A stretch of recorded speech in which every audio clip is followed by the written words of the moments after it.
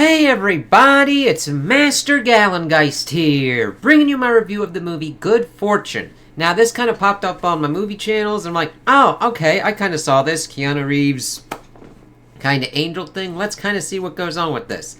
And it gave me vibes of like It's a Wonderful Life, except it is channeling it with what's going on nowadays, and it does not hold back on that. This is actually the directorial debut of Aziz Ansari. It's like, okay, cool. So he is also playing the character of Arj. We've got Seth Rogen in here, Sandra Oh, Keanu Reeves, Keke Palmer.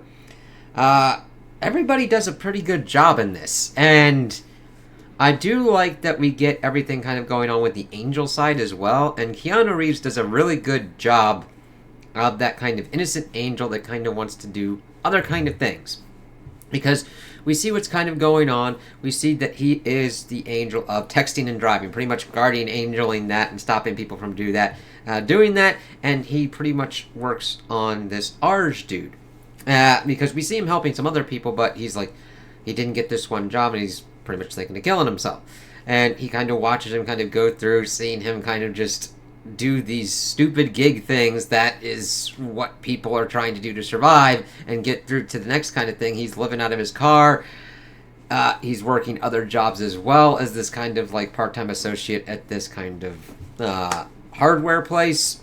That's where we see him hook up with this character, Elena, as she is trying to unionize the workplace, and he's just kind of trying to do his kind of stuff. He is pretty much interested in editing and doing documentaries and everything like that, but he is pretty much perpetually stuck in attempting to survive.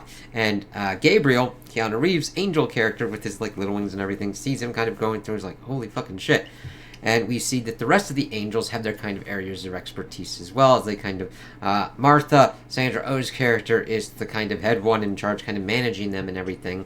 And we see Azrael talking about how he helps this one person stop from killing themselves, and giving them all this kind of hope and everything, and he is interested in doing that kind of route. However, Martha's like, no, you got to do your stuff.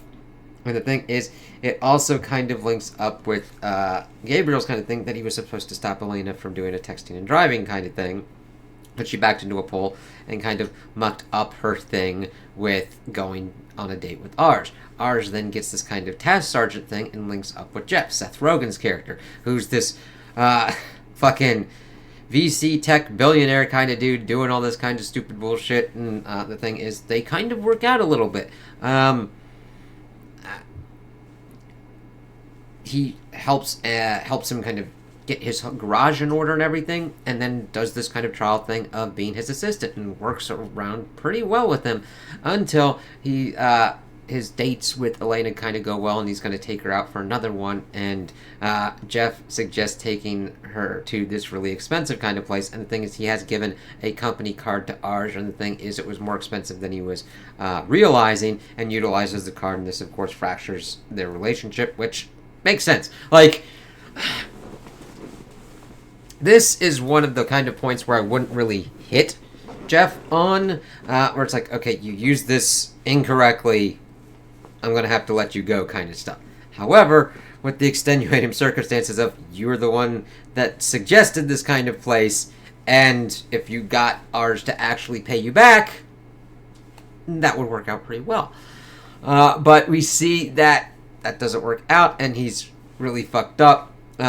We also see that he's got other kind of people around as well. He was working with this like homeless guy, going to a gym and showering and everything like that. But then he's like falling asleep at this Denny's, and the dude's like, you can't sleep here. And we see that his car's been towed, and he's pretty much at that kind of break point where Gabriel pretty much tries to tell him that everything's going to be okay, showing him what the future can hold. And the future doesn't really look that good either, where he's then living with Elena and her mom and dealing with all that, and then they eventually somehow get enough money to move to Texas, where they have a dog and they can't afford medical care for the dog. And he's like, what the fuck? I mean, he was also donating plasma and everything. Ours is, he's like, oh, that's supposed to give you hope. It's like, that is just slightly better than just, like, fisting a light socket and ending it here. Like, it's not even kind of marginally better. It's just kind of like status quo, like, oh, okay, I get, like, nothing and continue to lose everything. I mean, yeah, he's got a significant other, but they're barely scraping by and they've got to fucking let their dog die? Holy shit. And Gabriel's like, oh, you think Jeff has a better kind of life. And then leading to this whole kind of switcheroo kind of thing where we see Jeff in Arj's position and Arj in Jeff's position. And Gabriel thinks like, money won't solve everything. I mean, we eventually get to that kind of point as the movie kind of progresses, but no, Arj pretty much has a grand old time. We also get on where they do kind of Chekhov's gun, where Jeff showcased that he has a gun and like the code to the gun safe kind of thing in the nightstand. That becomes important later on with Arj being in control of Jeff's life. Let's see. He's like, yeah, he kind of solved all their problems. And Martha's like, dude, you shouldn't have done that. You got to get him to switch back. Fix this. And he attempts to do that. And the thing is, Arj has to satisfy two conditions. He has to want to and have hope for the future. And we see him kind of partying and doing all these different kind of things. But then we see that Jeff is popping about and Gabriel kind of pops him in and be like, what the fuck, man? And the thing is, Jeff does have at least, he isn't a completely soulless tech CEO. He is more of the kind of oblivious one. Because he's like, I didn't know that it was so bad for you. It's like, okay, like bringing up like what his parents did, one being a lawyer, one being a doctor. It's like, oh shit. And how he has had these advantages. And Seth Rogen is the best kind of casting to have that kind of thing where it's able to balance those kind of things of like, oh yeah, I'm in this kind of privileged life, but I'm not a complete douche nozzle. Like, he then starts to come to terms with this kind of privilege as he's going through with this. And he's like, listen, let me do this a little bit, and pretty much works out this kind of whole thing of him being able to do certain, have this kind of weekend thing to get it out of his system and then switch him back. But then seeing Jeff attempting to survive, it's like, holy fucking shit, he actually is able to kind of work through that. The thing is, he's like, listen, I'll give you this money to switch back now. It's like, I don't know if you'll remember this when the switch back kind of happens. And the thing is, as we get through the movie, as we do the switchback, he does remember a lot of different kind of things. But I think that's more along the lines of we stayed within this kind of realm enough that it kind of locked into him. So this was more of a kind of smaller kind of thing as we kind of get through with it. So I think it kind of works out all right because of all the stuff he had to go through. Let's see. Yeah, he had a. Gabriel did have some of his powers kind of knocked back, but then it gets to the point where, let's see.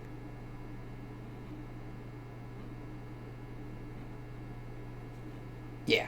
So he's attempting to kind of go to with Elena to Paris, but the thing is she's doing her union work, and of course she doesn't feel that he really gives enough credence to that, and they break up. He's kind of doing the texting and driving thing, and of course gets in an accident and gets into a coma for a little while, which then really showcases as everything's kind of going to shit. And of course Martha then turns Gabriel human, and it then becomes this thing of like Arj, Jeff, and Gabriel understanding what it is to be human and working through this. Seeing Keanu eating food and expressing joy, it's like, wow. Seeing strawberries, but never being able to taste them, and then tasting it for the first time, and just like, dude, that's a chocolate milkshake. It just, the lines and the delivery just work very well. It's not rip-roaringly funny, but it's got a nice ebb and flow where it's like really serious, but then gets into the comedy bits, and you might not bust out laughing, but you at least have a grin on your face. It's like how I would describe my reactions to it. If you're busting out laughing, that's completely great. Seeing fucking Gabriel eating and loving chicken nuggies and dogs and stuff like that, and seeing him understanding being human and trying to get jobs and work with Jeff, and Jeff being like, what the fuck is going on here? Dude, you have to get a job. It's like, okay. try and figure out how he'd be able to do that. Well, he gets a dishwashing job and trying to figure out what's going on, but then understands and gets a little bit of the joys of life, doing dancing with his kind of co-worker, and they're kind of friends and everything, becoming a chain smoker and doing kind of crazy ass shit. Well, not completely crazy ass shit, but they're trying to figure out what to do. The thing is, Arj then wakes up and tries to feign memory loss to avoid going back, and that's the important bit, because he takes Jeff's kind of 40th birthday kind of idea, doing the whole kind of dancing, provides stuff for the homeless guy that he had, even his father, even though it wasn't his father. Well, was it still his father? Doing stuff for his father and all that. Elena being a serving person at the party as well, and Arj just not being fulfilled with this kind of life, getting to that kind of point. And the thing is, he's like, alright, fine, because Jeff had decided to sneak in and start stealing the watches to kind of actually get them into a kind of better spot. This is where Arj is like freaked out, uses the gun, shoots him. He's like, you shot me. It's like, you remembered shit, you motherfucker. And it's like, alright, fine, we'll switch back. But the thing is, he does not have that kind of hope for the future.